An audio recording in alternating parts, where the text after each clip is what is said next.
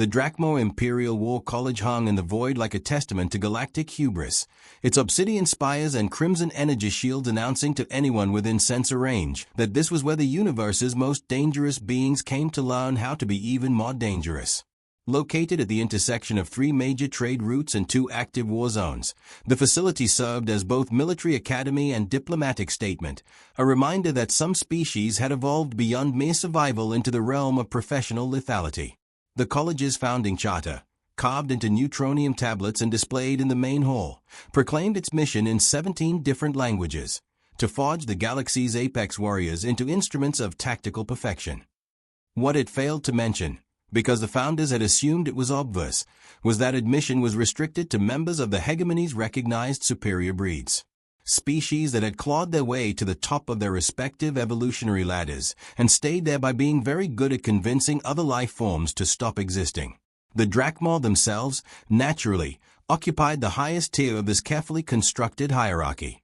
10 feet of scaled muscle and predatory intelligence, with 4 arms that could punch through starship hulls and reflexes that made photons look sluggish. Their homeworld had been a perpetual battlefield for millions of years, and they'd survived by becoming better at warfare than anything else in their stellar neighborhood.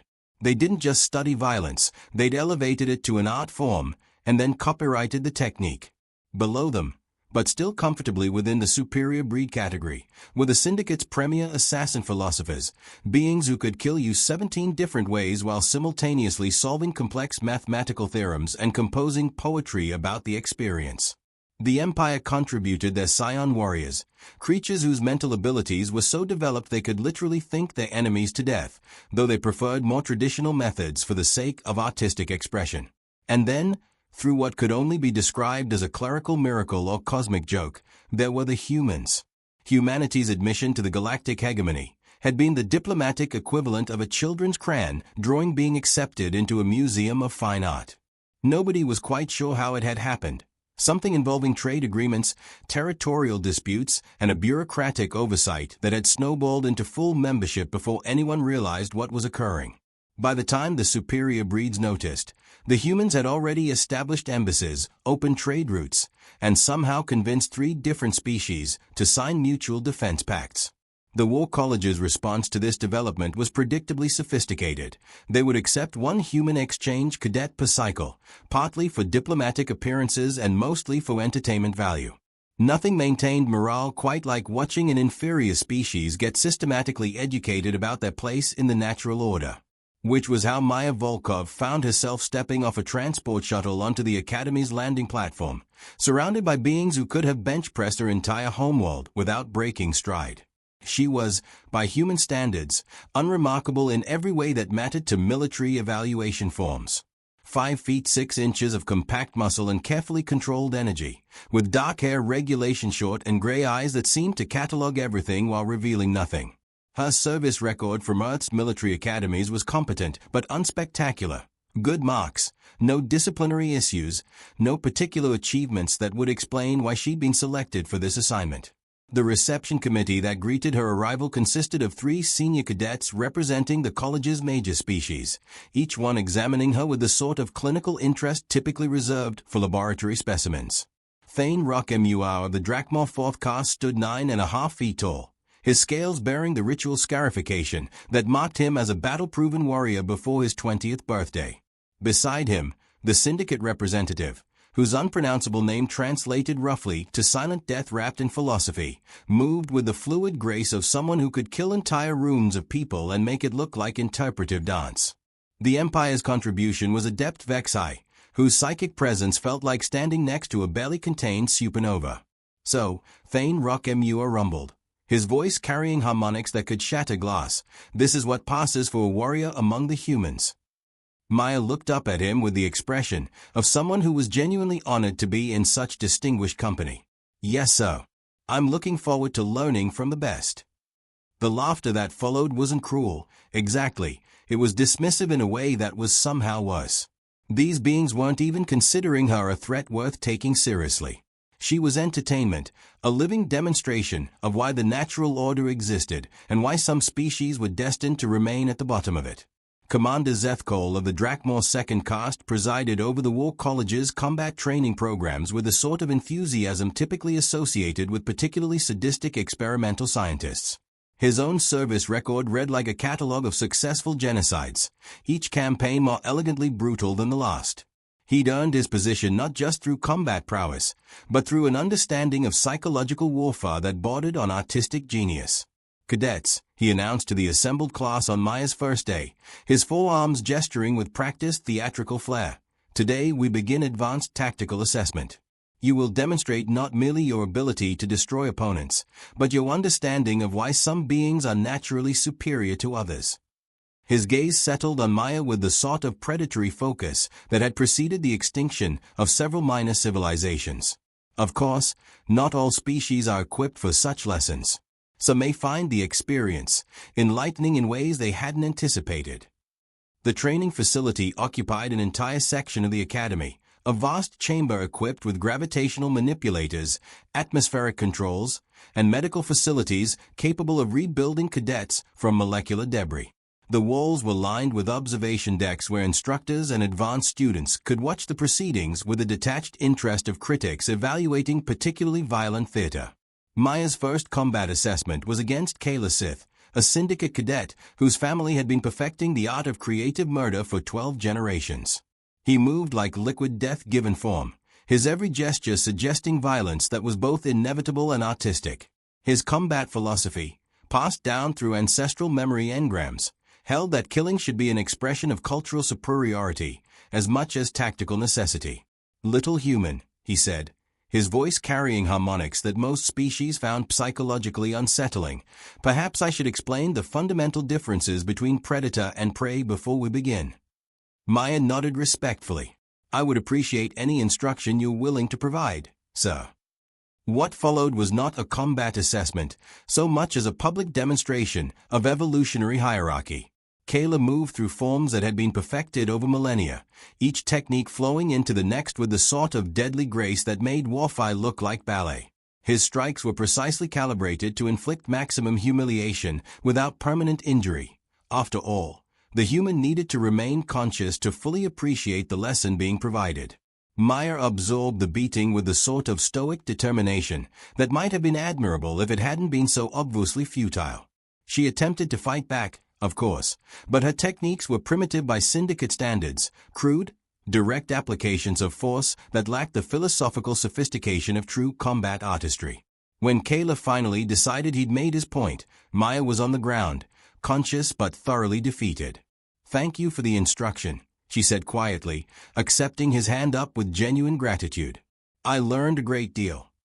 The pattern repeated itself over the following weeks. Each day brought new demonstrations of superior breed combat superiority, with Maya serving as the designated example of why evolutionary hierarchy existed. The Drakmor cadets would show her the overwhelming power of their multi-limbed assault techniques.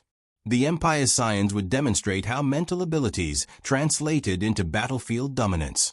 The syndicate representatives would provide artistic interpretations of tactical philosophy through practical application. And through it all, Maya remained quietly grateful for every lesson, no matter how painful. She asked thoughtful questions after each defeat, took detailed notes during instruction periods, and showed the sort of respectful attention to her betters that the Academy staff found both appropriate and mildly endearing. Commander Zethkol was particularly pleased with how the arrangement was working out. The human's presence had boosted morale throughout the Academy, providing a convenient demonstration of species hierarchy that reinforced every cadet's understanding of their place in the Galactic Order. Her obvious inferiority made everyone else's achievements seem more impressive by comparison. What nobody noticed, because nobody was looking for it, was how Maya's questions after each defeat were actually strategic debriefings disguised as academic curiosity. How her detailed note-taking was actually tactical analysis of every technique, weakness, and psychological profile she encountered. How her respectful attention was the sort of focused intelligence gathering that had made human military academies legendary for producing officers who could win wars with inferior resources. The human brain, as several species would eventually learn to their considerable dismay, was remarkably efficient at turning other people's overconfidence into exploitable tactical advantages. The breaking point came during the quarterly combat trials, a grand tournament designed to showcase each cadet's development and determine class rankings. It was meant to be the highlight of their training, a chance for the superior breeds to demonstrate why they deserved their position at the apex of galactic civilization. The first 3 days of competition went exactly as expected. Drakmor cadets demolished opponents with overwhelming physical superiority. Syndicate representatives turned warfi into performance art. Empire science proved that mental evolution was the next step beyond merely physical dominance. The battles were magnificent, brutal, and entirely predictable. Maya's first scheduled match was against Thane Rock Mua himself, the same Drakmor who had greeted her arrival with such dismissive amusement. He'd volunteered for the honor, viewing it as an opportunity to demonstrate proper technique in front of the Academy's senior staff.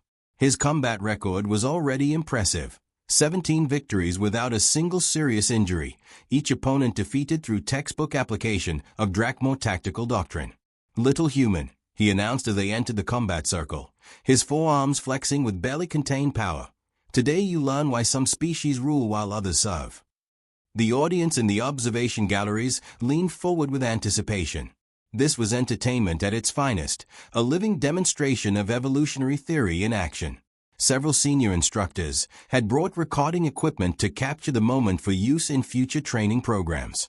Maya looked up at the towering Drakmor warrior with those same gray eyes that had catalogued every detail of Academy life for months, and something in her expression shifted. Not dramatically, not obviously, just a subtle change in the way she carried herself. Like a switch being thrown somewhere deep in her consciousness. "Yes, sir," she said quietly.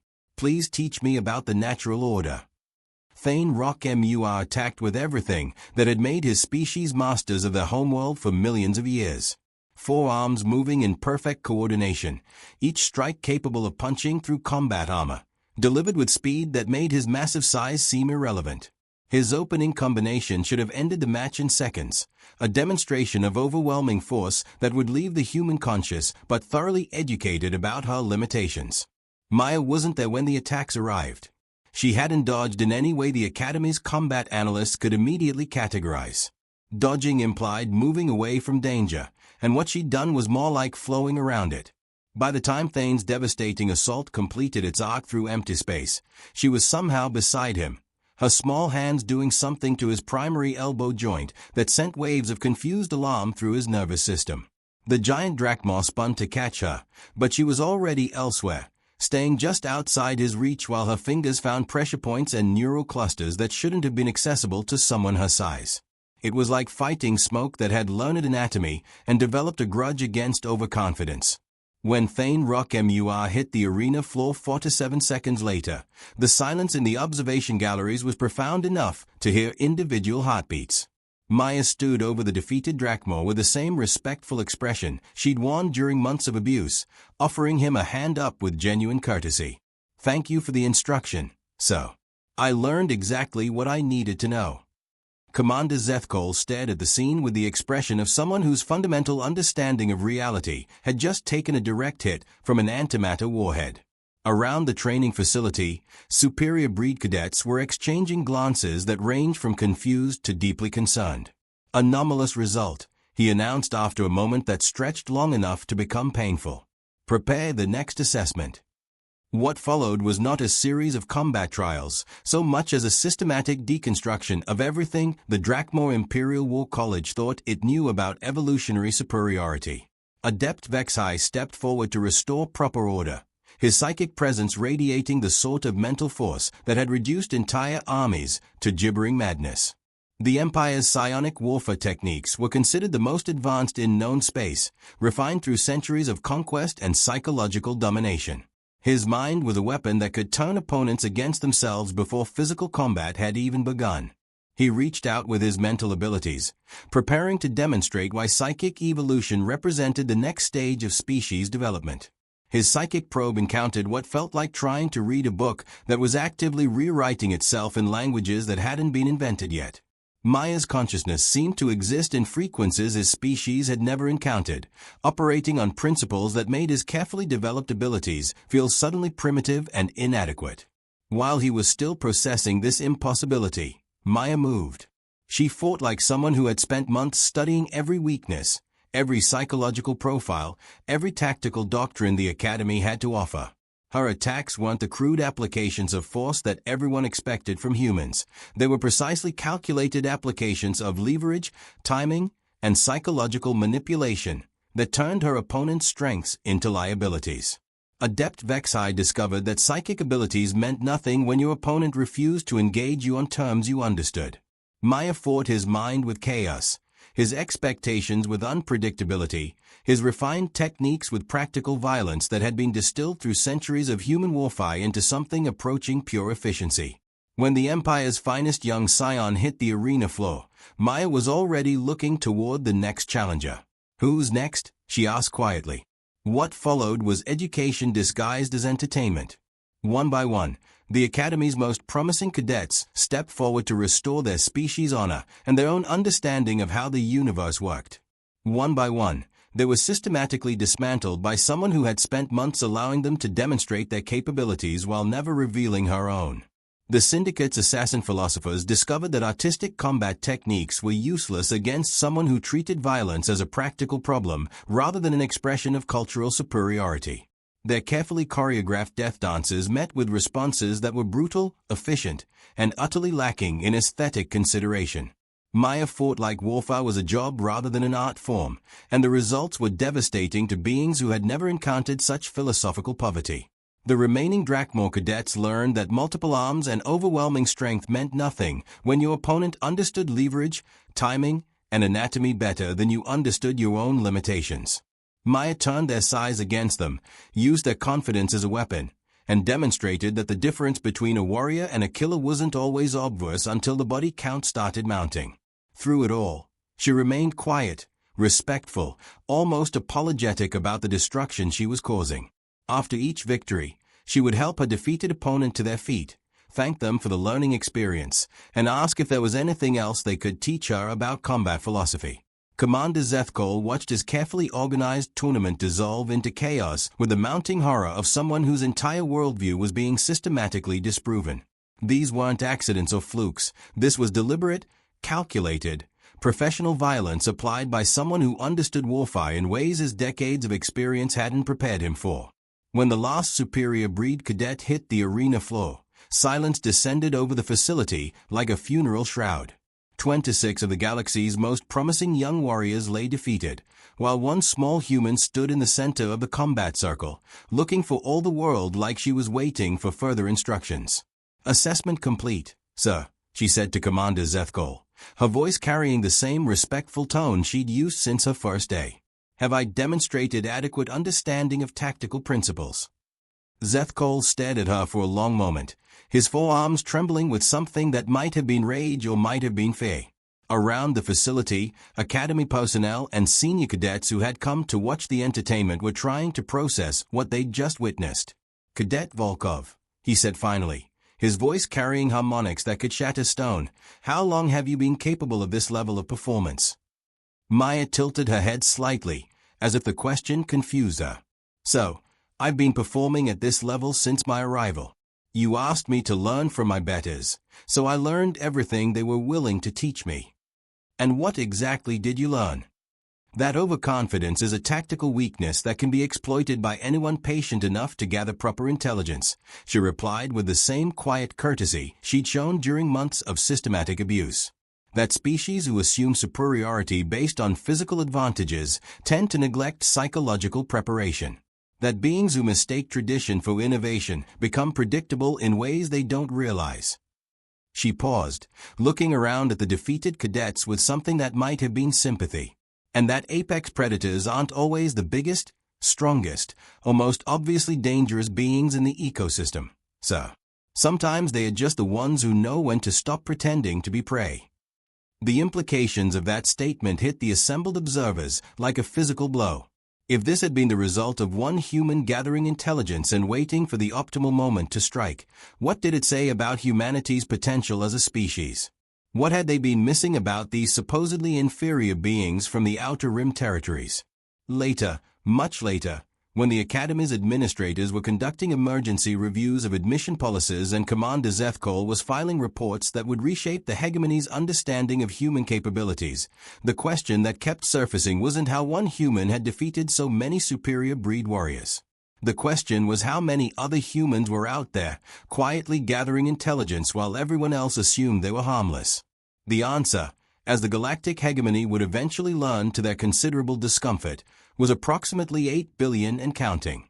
Maya Volkov completed her exchange program with distinction, graduated with honors that nobody quite knew how to categorize, and returned to Earth with glowing recommendations from instructors who were very careful never to underestimate humans again. Her final report to Earth Command was brief, professional, and thoroughly classified. Mission accomplished. Full tactical assessment of hegemony combat doctrines complete. Recommend immediate expansion of exchange programs. They still think we're harmless. The galaxy, as it turned out, was about to become a much more interesting place for apex predators who had forgotten that evolution was an ongoing process, and that sometimes the most dangerous species were the ones that had learned to smile while they studied your weaknesses. The Drakmor Imperial War College continued to train the galaxy's elite warriors, but they made one significant change to their admission policies. Humans were no longer welcome as exchange students. Some lessons, after all, were too expensive to repeat.